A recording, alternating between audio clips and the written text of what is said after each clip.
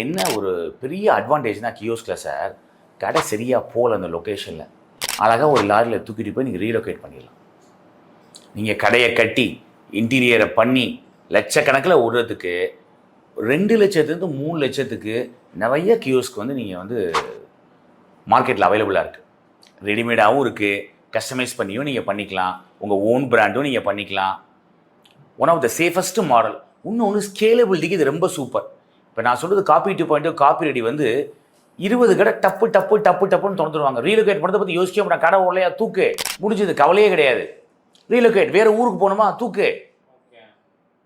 இன்னொருத்தர் புதுசாக வராரு சார், நாங்கள் சென்னையில் உங்களோட கியோஸ்க் போடணும் சார், ரெடியாக இருக்கும். ஒருத்தன் கடையை மூடி ரெடியாக கியோஸ்க் வச்சுருப்பான், அமுச்சுட்டு வர லாரியில். நீ நைட் டைம் சார், காலைல கடை ரெடி சார். ப்ராசஸ் ஆஃப் வந்து கடை ஸ்டார்ட் பண்ணுறதுக்கு வந்து 2 மாதம் 3 மாதம் ஆக்குறாங்க ரெண்ட்டை கொடுத்து. இந்த பஞ்சாயத்தே கிடையாது.